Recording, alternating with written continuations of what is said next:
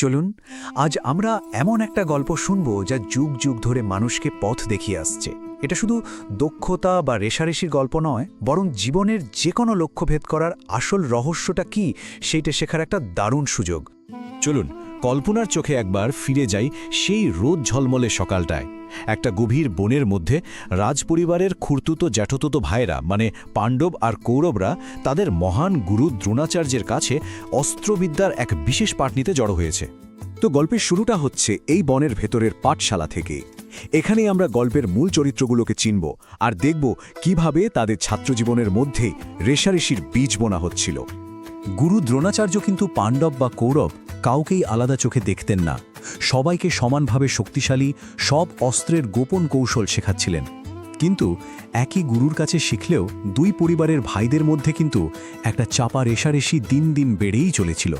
আর এই গল্পের আসল নাটকীয়তাটা কিন্তু লুকিয়ে আছে এখানে। একদিকে অর্জুন, যার ধ্যান জ্ঞান ছিল শুধু তার ধনুক আর তীর। এই গভীর মনোযোগের কারণে সে গুরুর সবচেয়ে প্রিয় ছাত্র হয়ে উঠেছিল। আর অন্যদিকে ছিল দুর্যোধন, যার মনে অর্জুনের জন্য শুধু হিংসা আর রাগ, এতটাই যে সে সবার সামনে গুরুর সমালোচনা করতেও ছাড়ত না। এই যে একটা টানাপোড়েন, এখান থেকেই কিন্তু একটা বিশেষ পরীক্ষার জন্ম হয়। গুরু দ্রোণাচার্য তো সবই বুঝছিলেন, তাই এই রেশারেশি থামাতে আর সবাইকে একটা বড় শিক্ষা দিতে তিনি একটা বিশেষ পরীক্ষার ব্যবস্থা করলেন। এই পরীক্ষার মাধ্যমে ঠিক হয়ে যাবে কে সেরা তীরন্দাজ। পরীক্ষার আয়োজনটা কিন্তু খুব আহামরি কিছু ছিল না। দ্রোণাচার্য সব রাজকুমারদের এক জায়গায় ডাকলেন আর তাদের লক্ষ্যটা দেখালেন। কি সেই লক্ষ্য? একটা গাছের অনেক উঁচু ডালে রাখা একটা সাধারণ কাঠের পাখি। এরপর একে একে সব রাজকুমার এগিয়ে আসতে লাগল নিজেদের দক্ষতা দেখানোর জন্য। কিন্তু পরীক্ষাটা যতটা সহজ মনে হচ্ছিল ততটা কিন্তু ছিল না। এর পিছনে একটা গভীর উদ্দেশ্য ছিল। দেখা যাক কে সেটা ধরতে পারে। প্রথমে ডাকা হলো সবচেয়ে বড় রাজকুমার যুধিষ্ঠিরকে। গুরু তাকে জিজ্ঞাসা করলে সে যা যা দেখতে পাচ্ছিল সব বলতে শুরু করল। আর তার উত্তর শুনেই বোঝা গেল তার মনটা এদিক ওদিক ছোটাছুটি করছে, লক্ষ্যে স্থির নেই। যুধিষ্ঠিরের উত্তর শেষ হতে না হতেই গুরু তাকে থামিয়ে দিলেন। তার নির্দেশ ছিল সোজা সাপটা কিন্তু খুব কঠোর, তোমার ধনুক আর তীর রেখে চলে যাও। এই ঘটনায় পরীক্ষার আসল উদ্দেশ্য নিয়ে সবার মনে একটা রহস্য তৈরি হলো। এরপর এলেন দুর্যোধন, বেশ একটা দম্ভ নিয়ে। কিন্তু তিনিও ঠিক একই ভুল করে বসলেন। লক্ষ্য তো দূরের কথা, তার আশেপাশে যা যা ছিল মানে গাছের পাতা, ফল, অন্য পাখি সবকিছুর কথাই বলতে লাগলেন। আর এবারেও গুরু সেই একই আদেশ দিলেন। আসলে এরপর ভীম, নকুল, সহদেব সবাই একে একে এলেন আর সবাই একই ভুল করলেন। তখন এটা পরিষ্কার হয়ে গেল যে সমস্যাটা আসলে তীর চালানোর দক্ষতায় নয়, সমস্যাটা হলো মনোযোগের অভাবে। এভাবে যখন সবাই ব্যর্থ হলো তখন অবশেষে অর্জুনের ডাক পড়ল। চারদিকে একটা টান টান উত্তেজনা, সবাই রুদ্ধ শ্বাসে অপেক্ষা করছে। গুরু দ্রোণাচার্য অর্জুনকেও ঠিক একই প্রশ্ন করলেন। চারিদিকে তখন পিনপতন নীরবতা, সবার চোখ অর্জুনের দিকে। অর্জুনের মনোযোগ এতটাই গভীর ছিল যে মনে হচ্ছিল যেন তার জন্য পুরো দুনিয়াটাই উধাও হয়ে গেছে।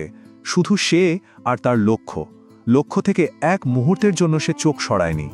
আমি শুধু পাখির চোখ দেখতে পাচ্ছি, অর্জুনের এই একটা মাত্র উত্তর ব্যাস পুরো দৃশ্যপটটাই পাল্টে দিল। যেখানে বাকিরা দেখেছিল হাজারো জিনিস, অর্জুন দেখেছিল শুধু তার লক্ষ্য। এই একটা বাক্যেই তার আর অন্যদের মধ্যে পার্থক্যটা স্পষ্ট হয়ে গেল। অর্জুনের এই উত্তরেই পরীক্ষার আসল উদ্দেশ্যটা সফল হল। গুরু দ্রোণাচার্য মুচকি হাসলেন। তিনি বুঝে গেলেন তার সবচেয়ে প্রিয় ছাত্র আসল শিক্ষাটা ঠিকই পেয়েছে। এবার গুরু সেই বহু প্রতীক্ষিত আদেশটা দিলেন, নিক্ষেপ করো। অর্জুনের সমস্ত মনোযোগ তখন এক বিন্দুতে, সে শুধু এই আদেশের অপেক্ষাতেই ছিল। আর সঙ্গে সঙ্গে ধনুকের ছিলা থেকে তীরটা বেরিয়ে গেল, একটা তীক্ষ্ণ টঙ্কার শব্দ তুলে। সেই শব্দটা যেন চারপাশের নিস্তব্ধতা ভেঙে চুরমার করে দিল। আর কি আশ্চর্য, চোখের নিমেষে তীরটা সোজাসুজি গিয়ে লাগলো পাখিটার চোখে, একেবারে নিখুঁত লক্ষ্যভেদ। এই দৃশ্য দেখে যারা অর্জুনকে নিয়ে সমালোচনা করছিল তাদের সবার মুখ বন্ধ হয়ে গেল। অর্জুনের এই সাফল্যের পর দ্রোণাচার্য বাকি রাজকুমারদের দিকে ঘুরে বোঝালেন যে এই পরীক্ষার আসল উদ্দেশ্যটা কী ছিল।